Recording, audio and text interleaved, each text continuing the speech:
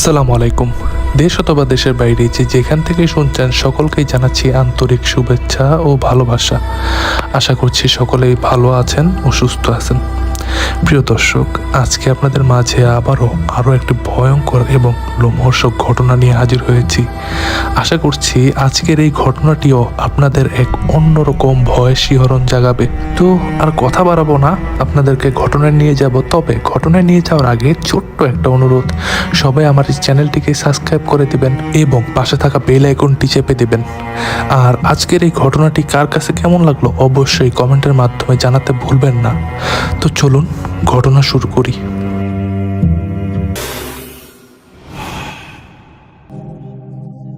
আজকের এই ঘটনাটি পাঠিয়েছে নড়াইল জেলার লোহাগাড়া উপজেলা থেকে মোহাম্মদ আরমান হোসেন ভাই।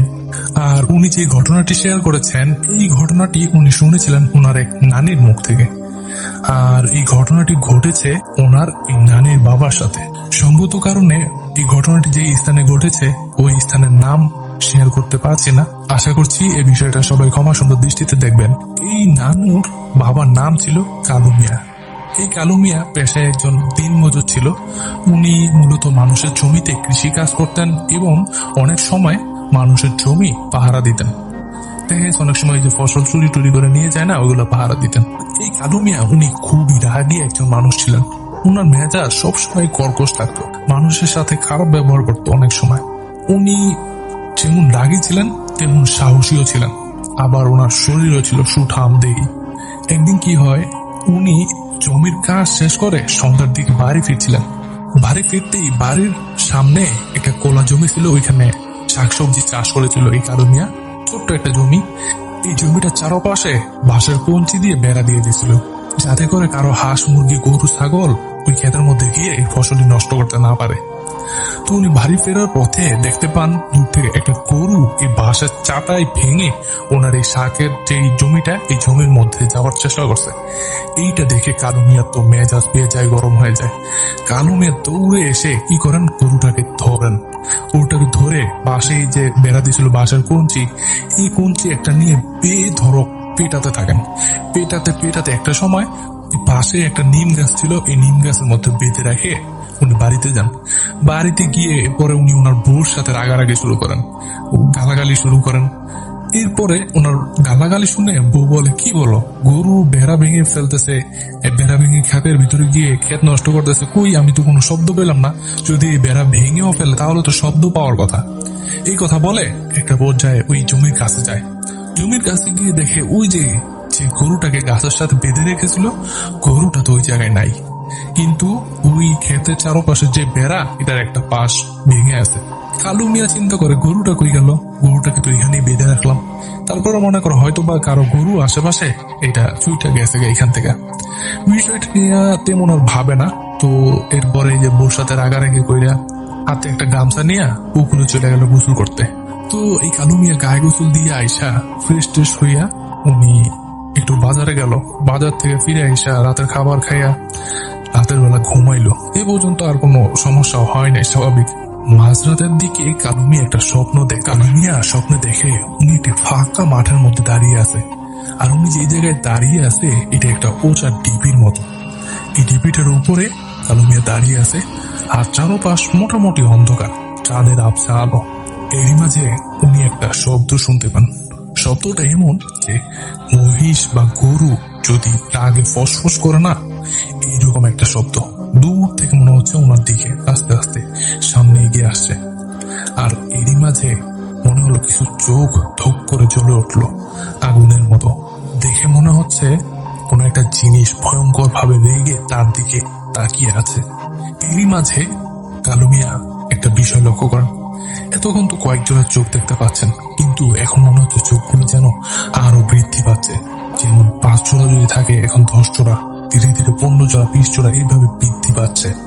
এইভাবে যতদূর চোখ যায় ততদূর শুধু এই চোখ দেখতে পাচ্ছেন উনি। আর এরপরে আস্তে আস্তে মনে হচ্ছে এই চোখগুলোর থেকে একটা অবয়বে রূপান্তরিত হলো। আর যখন উনি স্পষ্ট দেখতে পায়, তখন উনি বুঝতে পারে যে এগুলো একটা গরুর আকৃতির মতো আর কি। আর এই অবয়বগুলোই এই কালু মিয়ার দিকে রাগান্বিত দৃষ্টিতে তাকিয়ে আছে। এইটা দেখে কালু মিয়া তো একদম ভয়ে ওই জায়গায় জমে যায়। ওনার শির দ্বারা দিয়ে একটা ভয় স্রোত বয়ে যায়। এই কালু মিয়া কোনো কথাই বলতে পারছে না। তখন ওই অবয়বগুলো থেকে একটা অবয়ব কথা বলে ওঠে মানুষের মতো। অবয়বটা বলে, কি রে মিয়া, ভয় পাচ্ছিস? ভয় তো পাওয়ারই কথা, কারণ তুই আমাকে যেভাবে আঘাত করেছিস, আর তুই ভয় পাবি না মনে করেছিস? তুই আমাকে যেভাবে আঘাত করেছিস, এটা মানুষ কোনো পাগলা কুকুরকে ওইভাবে আঘাত করে না। সামান্য তোর এই বেড়া ভাঙার জন্য তুই আমাকে এইভাবে আঘাত করতে পারলি? আমি কি তোর বড় কোনো ক্ষতি করছি? আমি কি তোর ফসল নষ্ট করছি? সামান্য একটা বেড়া ভেঙে গেছে, এই জন্য তুই আমাকে এইভাবে মারতে পারলি? তুই আমার উপরে যেইভাবে আঘাত করছিস, আমি তো কোনোভাবেই ভুলতে পারছি না রে। এই কথা বলে এই গরুগুলা এই কালু মিয়ার উপরে একসাথে ঝাঁপিয়ে পড়ে। আর তখনই কালু মিয়া এক চিৎকার দিয়ে ঘুম থেকে উঠে বসে। কালু মিয়া চিৎকারে কালু মিয়ার পাশে থাকা এই ওয়াইফও ঘুম থেকে উঠে গেছে। বলে যে কি হয়েছে কালু মিয়া, এই স্বপ্নের কথা বউকে বলে। কালু মিয়ার বউ বলো, কিছু না, সারাদিন খাটাখাটনি করো তো রাতের বেলা দুঃস্বপ্ন দেখছো। কালু মিয়া ওইটাকে একটা নিছক দুঃস্বপ্ন ভেবে আবার ঘুমিয়ে পড়ে। তবে এরপরে আর সেই রাতে কোনো কিছু হয় নাই। এরপরে বেশ কিছুদিন কেটে যায়। তবে এই কয়দিনের মধ্যে এই কালু মিয়া ওই স্বপ্নটার মতোই আরো কিছু স্বপ্ন দেখতে থাকে। তবে এইগুলাকে সে দুঃস্বপ্ন ভেবেই উড়িয়ে দিত। তো এইভাবেই প্রায় মাসখানেক কেটে গেল। আর এই মাসখানেক পরে এই কালু মিয়া একদিন তার বোনের বাড়িতে বেড়াতে গেছিল। তার বোনের বাড়ি আবার তার বাড়ি থেকে প্রায় 2 থেকে 2.5 ঘন্টার পথ।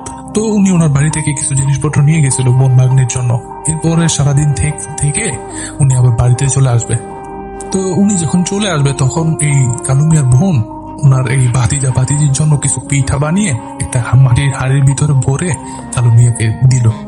তো কালু মিয়ার রওনা করতে করতে এশারের পর হয়ে গেছে। আর এশারের পর 2 থেকে 2.5 ঘন্টা পথ হাঁটা তো তেমন কোনো ঘটনা না, তাই না? তো কালু মিয়া রওনা করলেন। এরপরে বেশ খানিকটা পথ পাড়ি দিলেন। ওনার বাড়ি আর 1-1.5 কিলোমিটার দূরে হবে এমন একটা জায়গায় উনি এসে পড়লেন। এই জায়গাটা একটু বর্ণনা দেই। জায়গাটা এমন, আশেপাশে সব ফসলি মাঠ, আর এই ফসলি মাঠ চিরেই একটা মেঠো পথ বয়ে গেছে। আবার এই মেঠো পথটাকে 2 ভাগে ভাগ করে একটা সরু খাল গেছে। আর এই খালের উপরে একটা ছোট্ট কালভার্ট নির্মাণ করা ছিল। তো কালু মিয়া সেই জায়গায় চলে এসেছেন। আর এই জায়গায় মানুষ তো দূরের কথা, কোনো কুকুরও নাই। আর এই শুকনা খালের পাড় থেকে চিঠি পোকাগুলা চিচি করে ডাকছিল। আবার দূর থেকে শিয়ালের ডাক ভেসে আসছিল। কালু মিয়া এমনি নিঝুম পথ ধরে হেঁটে যাচ্ছে। হাঁটতে হাঁটতে যখন ওই কালভার্টের উপরে ওঠে তখন এই কালু মিয়া একটা জিনিস লক্ষ্য করে। জিনিসটা হলো, এই কালভার্টের উপরে একটা মানুষ হাঁটু ভাঁজ করে বসে আছে। আর এই 2 হাঁটুর ভাঁজের মাঝে মাথাটা গুঁজে রেখেছে। চাঁদের আবছা আলোয় কালু মিয়া খুব ভালোভাবে ব্যাপারটা লক্ষ্য করলো। এরপরে কালু মিয়া আরেকটু সামনে আসার পরে উনি ভালো করে লক্ষ্য করলে দেখতে পায় এই জিনিসটার মাথা থেকে 2টা সিংহের মতো কিছু বেরিয়ে আসে। কালু মিয়া তখন আটকে গিয়ে জিজ্ঞেস করলো, কে কে এখানে বসে আছে? কালু মিয়ার এই কথা শুনে তখন ওই অবয়বটা কালু মিয়ার দিকে তাকায়। কালু মিয়া তখন লক্ষ্য করতে পারে এই জিনিসটা পুরো শরীরটা মানুষের মতো হলেও চেহারাটা গরুর মতো। আর মাথায় 2টা লম্বা লম্বা শিং, আর হাতের জায়গায় আঙ্গুলের বদলে মনে হচ্ছে এখানে গরুর খুরের মতো খুর। এইটা দেখে কালু মিয়া তো দিক বিদিক দিশেহারা হয়ে গেল। কি করবে না করবে কিছুই বুঝতে পারছে না। তখন কালু মিয়া উনি বুদ্ধি করে একটা বিড়ি জ্বালায় পকেট থেকে। আর এই বিড়ি জ্বালানোর পরে ওই অবয়বটা বলে ওঠে, কি রে কালু মিয়া, কি ভাবছিস বিড়ি জ্বালায় আমার হাত থেকে বাইচা যাবি? হে হে হে হে, পারবি না। ওই দিনকা তো খুব মারলি আমারে, আজকে কোথায় যাবি? আজকে তো তোর পাইছি। এই কথা বলে ওই জিনিসটা উঠা দাঁড়ায়। এই অবয়বটাকে উঠা দাঁড়াতে দেখে কালু মিয়া উনি দ্রুত পায়ে হাঁটতে থাকে। ওই অবয়বটাও কালু মিয়ার পিছনে পিছনে হাঁটতে থাকে। আর পিছন থেকে নানা ধরনের কথা বলতে থাকে। আবার কখনো কখনো উচ্চ সুরে হাসতে থাকে। কালু মিয়া উনি একটা সময় লক্ষ্য করে ওনার পকেটের বিড়ি প্রায় শেষ, আর মাত্র একটা বিড়ি বাকি আছে। এরপরে উনি শেষ বিড়িটাও অন্য বিড়ির আগুন থেকে জ্বালিয়ে নেন। হাঁটতে থাকেন আর ভাবতে থাকেন, আজকে জীবন মনে হয় এখানেই শেষ। এই অশরীরে হাতেই মনে হয় প্রাণটা বের করে যাবে। এই কথা ভাবতে ভাবতেই এই কালু মিয়াকে অবাক করে দিয়ে ওই অবয়বটা বলতে থাকে, কালু মিয়া, কি নিয়ে যাচ্ছিস হাতে করে? পিঠা। তুই যদি এই পিঠা আমাকে খেতে দিস, এই পিঠা খেতে খেতে যতটুকু সময় লাগবে এই সময়টুকু তুই যা পাবি, এর ভিতরে তুই যদি যেতে পারিস তাহলে যা বেঁচে যাবে আজকের মতো। এই কথা শোনার পরে কালু মিয়া উনি কিসের পিঠা কিসের কি ওইটা ধপাস করে ওইখানে ফালাই দেয়, পাতিলটা ধূপ করে ভেঙে যায়, মাটিতে পড়ে। আর কালু মিয়া দেন এক দৌড়, দিক বিদিক দৌড়, অনেকটা পথ গেছে। এরপরে মনে হচ্ছে পিছন থেকে খুরের শব্দ টকবক টকবক করে ভেসে আসছে। কালু মিয়া দৌড়াতে দৌড়াতে পিছন দিকে মাথা ঘুরিয়ে তাকিয়ে দেখেন ওই অবয়বটা দৌড়াতে দৌড়াতে ওনার দিকে তেড়ে আসছে।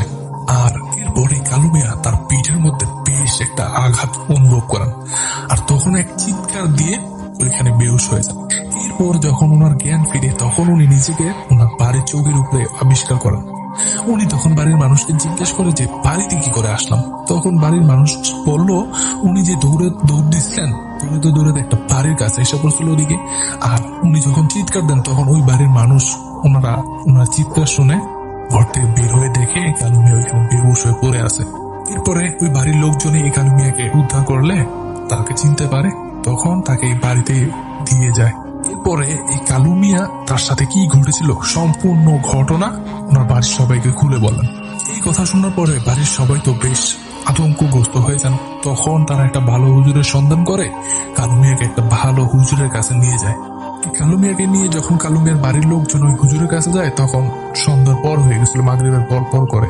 তো কালু মিয়া সবকিছু শোনার পরে হুজুর বললেন যে আচ্ছা ঠিক আছে, আমি এই বিষয়টাকে নিয়ে ইশারার পরে বসবো, এখন তো এশারের সময় হয়ে গেছে, এশারের নামাজ পড়ে আমি আসনে বসবো। এরপর হুজুরের কথা মতো এশার নামাজের পরে হুজুর আসন সাজান, তারপরে আসনে বসেন। বেশ অনেক সময় হুজুর চেষ্টা করেন ওই জিনিসটাকে হাজির করার জন্য, কিন্তু ওই জিনটা কোনোভাবেই হাজির হচ্ছিল না। বেশ কিছু সময় এইভাবে চেষ্টা করার পরে একটা সময় হঠাৎ করে একটা বেশ হুঙ্কার ভেসে আসে। এই হুঙ্কারটা কিন্তু কোনো মানুষের মধ্য থেকে আসছিল না, এইটা এমন একটা জায়গা থেকে আসছিল ওইখানে কোনো মানুষই নেই। হুজুর এতক্ষণ যে ওই জিনটাকে হাজির করার চেষ্টা করেছিল, এই জিনটা কোনো মানুষের উপরে হাজির না হয়ে সশরীরে ওইখানে হাজির হয়েছিল। এই জিনটা ঘরের একটা অন্ধকার কোণার মধ্যে থেকে কথা বলছিল। এই দৃশ্য যখন ওইখানে উপস্থিত যে অন্যান্য মানুষজন দেখে, ওনারা তো ওইখানেই বেহুশ। আর এই হুজুরও উনি কি জিন হাজির করবেন, কি করবেন না করবেন কিছুই দিশা মিশা পাচ্ছিল না, কারণ খুবই ভয়ঙ্কর একটা ব্যাপার। ওই দিন কালু মিয়া কালপাটের উপরে যেই একটা অবয়ব দেখেছিল, আজ সেম ওই অবয়ব, একটা মানুষের মতো তার শরীরের গঠন, কিন্তু চেহারাটা গরুর মতো, আর শিং দুইটা খাড়া হয়ে আছে। সারা শরীরে বড় বড় লোমে আবৃত, আর চোখগুলা জ্বলন্ত কয়লার মতন দাউ দাউ করে চলছে। মনে হচ্ছে কোনো ফুটন্ত কয়লা, জ্বলন্ত কয়লা ওইখানে বসিয়ে দিছে। যাই হোক, ওই জিনিসটা উপস্থিত হয়ে হুজুরকে হুঙ্কার দিয়ে বলে ওঠে, এই হুজুরের বাচ্চা হুজুর, তোর কি জীবনের মায়া নাই রে? তোর কি জানের মায়া নাই? তুই কেন আমাকে বিরক্ত করতেছিস? হ্যাঁ, বারবার ডাকছিস। হুজুর তখন কাঁপা কাঁপা গলায় বলে, জনাব আপনি কেন এই লোকটাকে বিরক্ত করতেছেন? জিনটা তখন হি হি হি করে হেসে ওঠে, হেসে বলতেছে, এই কথা তুই আমাকে জিজ্ঞেস করছিস? এই কথা তুই আমাকে কেন জিজ্ঞেস করছিস রে? তুই এই লোকটাকে জিজ্ঞেস কর আমি কেন তাকে এইভাবে ডিস্টার্ব করছি। এরপরে ওই জিনটা বলতে থাকে, থাক আমি বলতাছি, আমি কেন ওকে ডিস্টার্ব করছি জানিস? আমি বহুদিন ধরে ওর বাড়ির ওই দক্ষিণ পাশে তাল গাছটাতে থাকি। কেউ কি কখনো বলতে পারবে আমি কাউকে দেখা দিছি?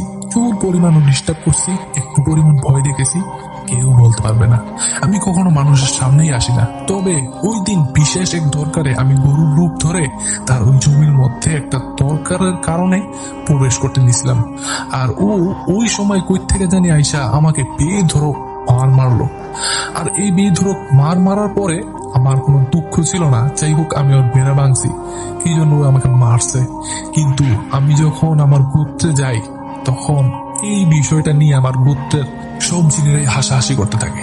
এতদিন আমাকে যারা নাকি সম্মান করতো তারাও আমাকে এখন আর চোখে দেখতে থাকে। আমি বিষয়টাকে কোনোভাবেই মেনে নিতে পারছি না। যতক্ষণ পর্যন্ত আমি এর প্রতিশোধ না নিব ততক্ষণ পর্যন্ত আমি আমার আত্মসম্মান বোধ অনুভব করতে পারছি না। এই কথা শোনার পরে হুজুর বিভিন্ন ভাবে ওই জিনটাকে বোঝাতে থাকে, কিন্তু জিনটা কোনোভাবেই বুঝতে নারাজ। একটা সময় ওই জিনটা ওই জায়গা থেকে চলে যায়। জিনটা যখন ওই জায়গা থেকে চলে যায় তখন হুজুরের আর কিছুই করার থাকে না। তখন হুজুর এই কালু মিয়াকে সাবধান করে দেয়, কিছু তাবিজ, পানি পড়া এগুলো দিয়ে দেয়, আর কালু মিয়াকে সাবধান করে দেয় যে একা একা কোথাও রাত বিরাত চলাফেরা করা যাবে না, আর কোনো কারণ ছাড়া রাতের বেলা ঘর থেকে যেন বের না হয়। এরপরে হুজুরের এই পরামর্শ মোতাবেকই কালু মিয়া চলতে থাকে। কিন্তু কৃষক মানুষ, দিনমজুর মানুষ, তারও তো একটা সংসার আছে, তাদেরও তো পেট আছে, পেট তো আর এইসব মানে না, তাই না? তো একটা সময় ঘরে চাল নাই, রান্নার কোনো কিছুই নাই, কাজে তো কালু মিয়াকে যেতেই হবে। তো এই জন্যই বিশেষ করে কালু মিয়া একটা কাজের সন্ধান করে। তখন কালু মিয়ার এক বন্ধু কালু মিয়াকে একটা কাজের সন্ধান দেয়, তবে সেই কাজটা হলো রাতের বেলা জমি পাহারা দিতে হবে। এখন কালু মিয়া অসহায়, চাইলেও না করতে পারছে না, কারণ ঘরে কোনো খাবার নাই, কাজ তো করতেই হবে। অবশ্য কালু মিয়াকে একা পাহারা দিতে হবে না, এই বন্ধুটাও কালু মিয়ার সাথে থাকবে। এলাকার মোড়লের জমি, সে কালাই চাষ করছিল, আর এই কালাইয়ের জমি পাহারা দিতে হবে। বেশ কয়েকদিন পাহারা দেয়ও, কোনো সমস্যা হয় না, সপ্তাহখানি পাহারা দেয়। তো এর মাঝে একদিন কি হয়, এই যে কালু মিয়ার সাথে যে বন্ধুটা পাহারা দিল জমি, এই বন্ধুটা কোনো কারণবশত ওই দিন আসতে পারে নাই। ওই দিন এই কালু মিয়াও জানতে পারে না যে বন্ধুটা আসবে না। তো যখন কালু মিয়া বুঝতে পারে তখন বেশ দেরি হয়ে গেছে। কালু মিয়া ভাবছে হয়তো একটু পরে আসবো, আর একটু দেখি, হয়তো একটু পরে আসবো, আর একটু দেখি। এইভাবে দেখতে দেখতে হয়তো অনেকটা সময় পার হয়ে গেছে, তখন আর বন্ধুটা আসে নাই, আর কালু মিয়াও এখানে একদম একা হয়ে যায়। তো কালু মিয়া রাতের বেলা ওই জায়গায় তো একা, ওইখানে একটা ছোট ঘর নির্মাণ ছিল, আবার এই ঘরের ভিতরেই ওনারা থাকতো। আবার কিছু সময় পর পর বের হয়ে আশেপাশে দেখতো যে অনেকে গরু ছেড়ে রাখতো এই কালাই খাওয়ার জন্য, আবার অনেকে গরুর জন্য এই কালাই কেটেও নিয়ে যেত। তো যাই হোক, ওদিন তো এই কালু মিয়া একা একা ওই জায়গায় বসেছিল, এই কারণে ওই দিন আর কালু মিয়া বের হয় নাই। তবে মাঝরাতে ওনা বেশ প্রকৃতির ডাকে সাড়া দেয়। একটা সময় এমন পরিস্থিতি হয়ে যায় উনি আর নিজেকে সামনে রাখতে পারে নাই। উনি চিন্তা করে যাই বাসার থেকে তাড়াতাড়ি কাজটা সেরে আসি, এই চিন্তা করে বের হয়। বের হওয়ার পরে উনি কাজ সেরে যখনই উঠে দাঁড়িয়ে ঘুরেছেন, 2 কদম হয়তো এগিয়েছেন, তখন পিছন থেকে ভয়ঙ্কর এক গর্জন ভেসে ওঠে। ওনার পিছন থেকে এমন গর্জন শুনে উনি পিছন দিকে ঘুরে তাকায়, আর পিছন দিকে ঘুরে তাকিয়ে দেখতে পায় ওই অবয়বটা। তবে এইবার এইটার উচ্চতা বেশ মনে হচ্ছে পাহাড় সমতুল। এইটা ভেসে ভেসে কালু মিয়ার দিকে এগিয়ে আসছে। কালু মিয়া এটা দেখে তো ওইখানে তার নিঃশ্বাস বন্ধ হয়ে যায়, ওই জায়গাতে একদম জমে যায়, এক পাও নড়তে পারছিল না। জিনিসটা আবার এক বিকট আওয়াজে হুঙ্কার দিয়ে ওঠে। তখন মিয়া দিক দিশাহারা হয়ে এক দৌড়ে ওই ঘরটার ভিতরে গিয়ে ঢুকে যান। উনি ঘরটার ভিতরে ঢুকে দরজা বন্ধ করে দিয়ে বসে থাকেন, আর বাহির থেকে ওই অবয়বটা বলতে থাকে বাজ খাই কণ্ঠে, কালু মিয়া, আজকে আমার হাত থেকে তোরে কেউ বাঁচাতে পারবো না, আজকে পাইছি তোর এই জায়গায় একলা, এই জায়গায় তোকে পুঁতে রাখবো। এই কথা কইয়া ওই জিনিসটা হাসতে থাকে। এরপরে এই কালু মিয়া একটু সাহস করে ওই ঘরের পাট করে যে বেড়া আছে, এই বেড়া একটু ফাঁক করে দেখেন আসলে পরিস্থিতি কি। উনি দেখতে পান এই জিনিসটা মনে হচ্ছে এই পাটকুড়ির ঘরের চারপাশে চক্র আকারে ঘুরছে।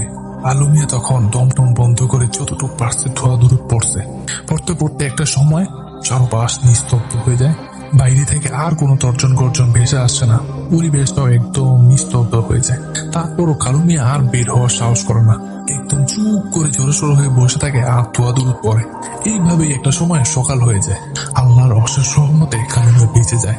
এরপর বাড়িতে গিয়ে এই ঘটনা বলে বাড়ির সবাই ওনার সাথে একটু রাগারাগি করে। তারপরও কি করে, পেটের তাই উনি বের হয়েছিল। এরপরে বেশ কিছুদিন কেটে যায়, এর মাঝে আর কোনো সমস্যা হয় না। এক রাতে কালু মিয়ার স্ত্রী ঘর থেকে বের হয়েছিল প্রকৃতির চাপে। উনি দরজাটা একটু চাপিয়ে রেখে হাতে হারিকেন নিয়ে ওয়াশরুমের ওই দিকে চলে যান। ওয়াশরুমের কাছাকাছি গেছেন। গ্রামগঞ্জে কিন্তু ওয়াশরুমটা ঘর থেকে কিছুটা দূরেই হয়, কাছাকাছি কিন্তু হয় না। যখনই উনি ওয়াশরুমের কাছে গেছেন তখন উনি ওনার ঘর থেকে কেমন যেন একটা ঘুমানো শব্দ শুনতে পান। উনি কি যেন মনে করে আর ওই বাথরুমের ওদিকে না গিয়ে ঘরের ওদিকে যান। গিয়ে দেখেন দরজাটা একদম মেলা। আর উনি যখন ঘরের ভিতরে প্রবেশ করেন তখন দেখতে পায় একটা ভয়ঙ্কর দৃশ্য। উনি দেখতে পান ঘরের ভিতরে গিয়ে ঘরের বিছানা আর ফ্লোর রক্তে ভেসে গেছে। আর এই কালু মিয়ার বুকের বাম পাশে মনে হচ্ছে একটা বড় ছিদ্র হয়ে আছে। আর এরই মাঝে বাহির থেকে ভয়ঙ্কর কণ্ঠে বলে ওঠে, বলেছিলাম না আমি প্রতিশোধ না নিয়ে যাব না, আজ আমি আমার প্রতিশোধ নিলাম। এই কথা শুনে উনি যখন ঘরের বাহির দিকে তাকায় দরজার ওদিকে দেখতে পায় ওই যে সেই অবয়বটার মতো, গরুর মতো মুখ, মানুষের মতো শরীর, হাতের কবজির জায়গায় গরুর পায়ের খুরের মতো খুর। এইটা ওই দিকে অন্ধকারে মিলিয়ে গেল। এইটা দেখার পরে এই কালু মিয়ার স্ত্রী এক চিৎকার দিয়ে ওইখানে বেহুশ হয়ে যায়। কালু মিয়ার স্ত্রী চিৎকার শুনে আশেপাশের ঘর থেকে মানুষজন আসে, এসে এই ভয়ঙ্কর দৃশ্য দেখে। সকলেই এই কালু মিয়াকে গোসল করে জানাজা করে দাফন সম্পন্ন করে। তবে একটা বিষয়, যখন মানুষজন এই কালু মিয়াকে গোসল করায় তখন তারা একটা বিষয় লক্ষ্য করে। বিষয়টা হলো কালু মিয়ার বুকের ভিতরে তার হৃৎপিণ্ডটা ছিল না, তার হৃৎপিণ্ডটা কোথায় যেন গায়েব হয়ে গেছিল। আসলে এই কালু মিয়ার পরিবার তো জানতো এটা একটা ভৌতিক বিষয়, অনেক দিন ধরে কালু মিয়ার সাথে ঘটছে, এই কারণে এটার পুলিশ কেস হয় নাই। আর ওই সময় এই সমস্ত পুলিশ থানা এগুলা তো অনেক দূরে ছিল, গ্রামের মানুষজন এগুলা অতটা বুঝতো না। এইভাবেই কালু মিয়াকে দাফন করে দেওয়া হয়। তবে কালু মিয়ার এই মৃত্যুর পর তার পরিবারের সাথে আর কখনোই কোনো অস্বাভাবিক ঘটনা ঘটে নাই। ঘটনাটা এখানে সমাপ্তি হয়। ওই জিনটা মূলত তার প্রতিশোধ নিয়েছে। মূলত এই বিষয়টা তার আত্মসম্মান বোধে আঘাত হানে। তার যে গোত্র, সেই গোত্র তাকে নিয়ে মজা তামাশা শুরু করে। তার চাইতেও যারা তুলনামূলক দুর্বল, তুলনামূলক ছোট, তারাও তাকে নিয়ে, এই জিনটাকে নিয়ে হাসি মশকরা শুরু করে। আর ওই জিনটাও নিজের আত্মসম্মান বাঁচাতে মরিয়া হয়ে ওঠে।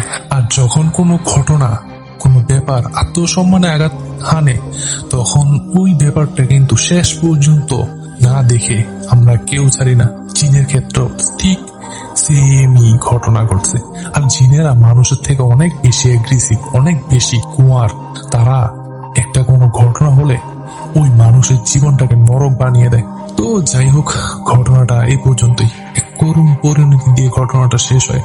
আর এই কালু মিয়াও অনেক রাগী টাইপের মানুষ ছিলেন, অনেক সেন করতেন, অল্প কিছু বিষয় হলে রাগারাগি গালাগালি করতেন। আর তার এই স্বভাবের কারণে তার জীবনে নেমে আসে এমন ভয়ানক এক পরিস্থিতি যা তার জীবন পর্যন্ত কেড়ে নেয়। তো প্রিয় লিসেনার, এই পর্যন্তই ছিল ঘটনা। ঘটনাটি কেমন লাগলো কমেন্ট বক্সে জানাবেন। এখন যে ঘটনাটি আপনাদের মাঝে শেয়ার করব, এই ঘটনাটি পাঠিয়েছেন মুন্সিগঞ্জ জেলার টঙ্গীবাড়ি উপজেলার কোনো একটি গ্রাম থেকে। সঙ্গত কারণে গ্রামের নাম শেয়ার করতে পারছি না। ওনার নাম মোহাম্মদ মাইনুল ইসলাম সোহান। সোহান ভাই যে ঘটনাটি পাঠিয়েছেন, এই ঘটনাটি উনি শুনেছিলেন ওনার নানুর মুখ থেকে। আর এই ঘটনাটি ঘটেছিল এই নানুর মায়ের চাচি শাশুড়ির সাথে। ওই চাচি শাশুড়িরে সবাই ফতিয়া আম্মা বলে ডাকতেন। তো এই ফতিয়া আম্মার সাথে ঘটনাটি ঘটেছে। বুঝতেই তো পারছেন, অনেক আগের ঘটনা। যাই হোক, এই ফতিয়া আম্মা উনি অনেকই দরিদ্র একজন মহিলা ছিলেন। ওনার স্বামীও ছিল না, স্বামী মারা গেছে। আর ওনার এক মেয়ে। তো দুইজনের সংসার সবার সাহায্য সহযোগিতায় চলছিল মোটামুটি কোন রকম দিন আনি দিন খাই। একদিন কি হয়, এই ফতিয়া আম্মা গভীর রাতে ওয়াশরুমে যাওয়ার জন্য বাহিরে বের হন। ওনাদের ওয়াশরুমটা আবার ওনার বাড়ির দক্ষিণ সাইডে ছিল। আর এই বাড়ির দক্ষিণ বরাবরই আরেকটি বাড়ি ছিল, মুন্সি বাড়ি। আর এই মুন্সি বাড়ি হলো ওনাদের বাড়ি থেকে প্রায় 8-10টা ফসলি জমির পরে। আর এই মুন্সি বাড়ির সামনেই একটা পুকুর ছিল বড়, এটাকে সবাই মুন্সি বাড়ির পুকুর বলতো। আবার এই ফতিয়া আম্মাদের বাড়ির পশ্চিম দিকেও একটা পুকুর ছিল বড়। এই ফতিয়া আম্মাদের ঘরের যেই এরিয়াটা, এই এরিয়ার বরাবর সেই মুন্সি বাড়ি। তো উনি তো গভীর রাতে ওয়াশরুমে বের হয়েছেন। তো উনি ওয়াশরুম শেষ করে যখন ফিরবেন, তখন উনি লক্ষ্য করলেন যে বিলের মাঝে এক ধরনের আলো দেখা যাচ্ছে। আর এই আলো একটা না, প্রায় সিরিয়ালে 7টা আলো দেখা যাচ্ছে। আর এই আলোগুলা একদিকে এগিয়ে যাচ্ছে। কোন দিকে এগিয়ে যাচ্ছে? এটা হলো ওনাদের বাড়ি যে দিক, এদিকে এগিয়ে আসছে। উনি দেখেন যে জিনিসগুলা কি, কৌতূহল বশত যখন জিনিসগুলা ওনার কাছাকাছি আসে, উনি ভালো করে লক্ষ্য করে দেখেন এগুলা হলো মাইট। মাইট হলো মাটির হাড়ি, বড় বড় মাটির হাড়ি, ওইগুলাকে মাইট বলে ওই এলাকায়। আর এই মাইট গুলা একটার পিছনে আরেকটা লম্বা সিরিয়াল লাইন ধরে গড়াতে গড়াতে এইদিকে আসছে। ওনাদের বাড়ির যেদিকে পুকুরটা, এই দিকে। উনি দেখেন যে এগুলা তো আর কিছু না, এগুলা তো মাইট। আর এই মাইটের ভিতরে নাকি স্বর্ণ গয়না চকচক করছে, রাতে চাঁদের আলোয় একদম স্পষ্ট দেখা যাচ্ছে। আবার শুধু যেন চকচক করছে এই কারণে বোঝা যাচ্ছে না, ভাতের হাড়ি যখন ভাত ভলকানি আসে যেভাবে টকবক টকবক করে ফোটে, ওই হাড়ির ভিতরে হীরামুক্তা গুলা নাকি ওই রকম টকবক টকবক করছে। ফতিয়া আম্মা এটা দেখে ওনার একটা কথা মনে পড়ে যান। ছোটবেলায় উনি ওনার মায়ামুরব্বীর মুখ থেকে শুনেছিলেন এইরকম ডেক চলাচল করার সময় যদি ওই ডেকের সামনে গিয়ে দাঁড়িয়ে কিছু চাওয়া যায় তাহলে নাকি ওই ডেক থেকে অনেক কিছু পাওয়া যায়। তো এই ফতিয়াম্মা উনি কি করেন, বাড়ির এদিক থেকে নেমে সোজা ওইগুলার পথের সামনে গিয়ে দাঁড়ান এক দৌড়ে। আর যখনই ওইগুলার পথের সামনে গিয়ে দাঁড়ান তখনই ওইগুলা থেমে যায়। ওনার মনে কিন্তু কোনো ভয় ছিল না, ওনার ভিতরে এগুলো দেখে একটা লোভ কাজ করছিল। যাই হোক, উনি তো সামনে গিয়ে দাঁড়ালেন, তারপরে ওই হাড়িগুলোও থেমে গেল।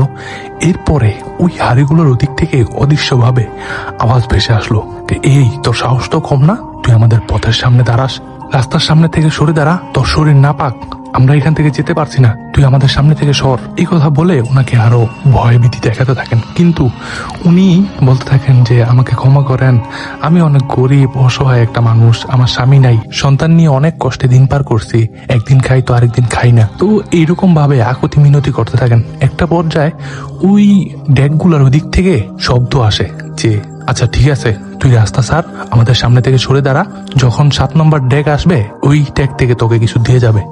তো উনি এই কথা শুনে সামনের থেকে সরে দাঁড়ান, তখন ওই জিনিসগুলা সোজা ওই যে এই বাড়ির পশ্চিম দিকে যে পুকুর এই দিকে রওনা করলো। তো এইভাবে যেতে যেতে যখন 7 নম্বর ডেক আসলো তখন ওই ডেকের ভিতর থেকে শব্দ আসলো, এই তোর শাড়ির আঁচল পাত। তখন উনি ওনার শাড়ির আঁচল পাতলেন, আর তখনই এই ড্যাগের ভিতর থেকে অদৃশ্যভাবে মনে হচ্ছে কেউ এক হাতের মুষ্টি ভরে যদি কেউ কোনো কিছু কারো সামনে এগিয়ে ধরে, ঠিক ওইভাবে ওই হাড়ির ভিতর থেকে কিছু স্বর্ণ গয়না বেরিয়ে আসলো।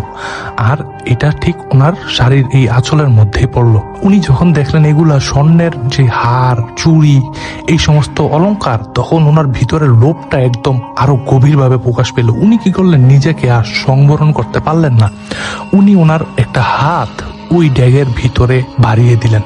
আর যখনই এই হাতটা ড্যাগের ভিতরে বাড়িয়ে দিলেন তখনই আর ওনার কোনো কিছুই মনে নাই, উনি ওইখানেই বেহুশ হয়ে যান। পরের দিন সকালবেলা যখন ওই কৃষি জমিতে কৃষকেরা কৃষিকাজ করতে বের হয়, দেখে যে এই ফতিয়াম্মা উনি এই জমিতে অজ্ঞান হয়ে পড়ে আছেন। যখন ওনাকে এই অবস্থায় দেখলেন তখন তো একটা হই হুস্তগোল ব্যাপার পড়ে গেল। আশেপাশের সবাই মানুষজন এসে দেখলেন এটা আর কেউ না, এটা ফতিয়াম্মা। আর তখন সবাই ওনাকে ধরাধরি করে বাড়িতে নিয়ে গেল। এর অনেক সময় পরে ওনার জ্ঞান ফিরলো, আর জ্ঞান ফেরার পরে উনি সবাইকে এই ঘটনা খুলে বললেন।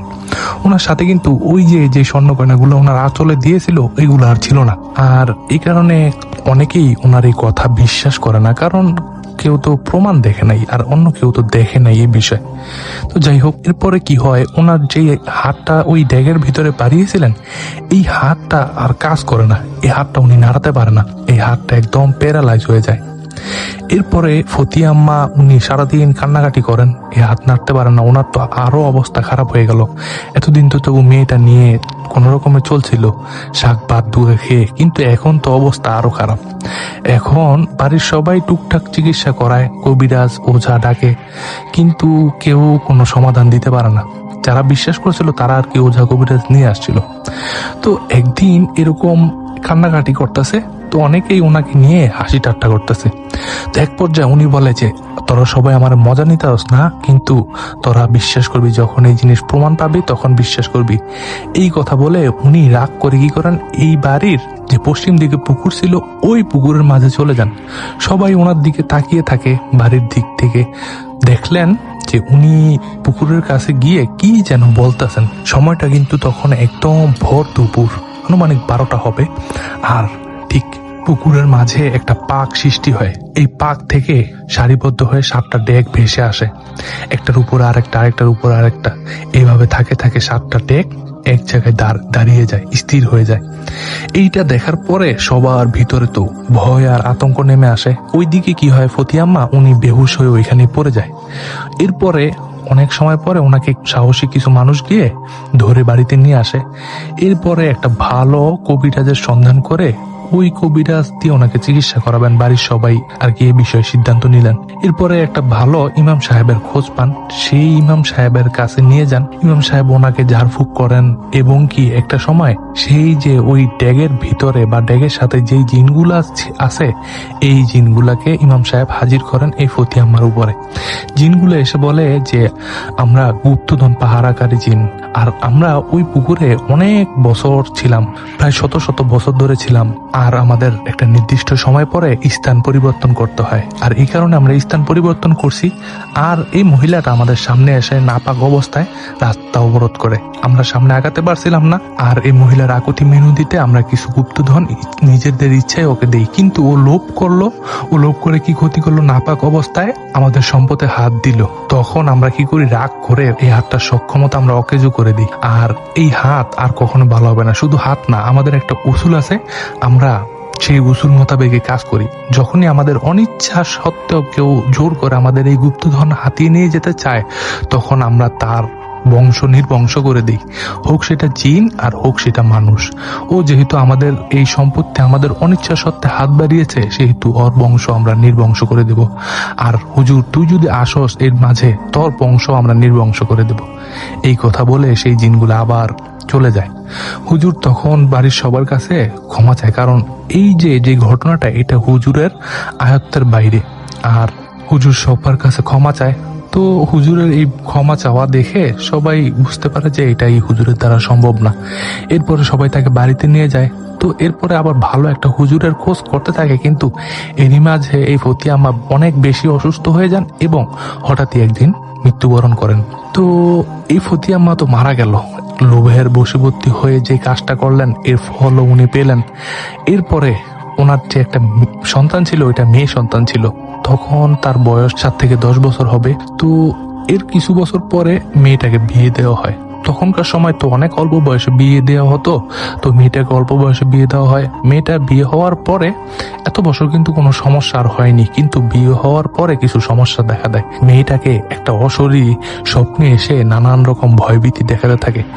আর মেয়েটার সবচেয়ে বড় সমস্যা হয়, মেয়েটা কখনো সন্তান জন্ম দিতে পারতো না, কারণ ওনার সন্তান যখন গর্ভে আসতো তখনই ওই জিনগুলো নাকি সেই সন্তান নষ্ট করে দিত। তো এইভাবে এই মেয়েটাকে নানান ভাবে ওই জিনগুলা ক্ষতি করতে থাকলো। একটা পর্যায়ে দেখা গেল ওই মেয়েটাও অসুস্থ হতে শুরু করলো। একটা সময় ওই মেয়েটাও একদম শুকিয়ে কঙ্কাল হয়ে গেল। কোন রকম কবিরাজি চিকিৎসা বা ঝাড়ফুঁক কোনো কিছুই কাজ হয় নাই। এক সময় অল্প বয়সেই ওই মেয়েটা মারা যায়।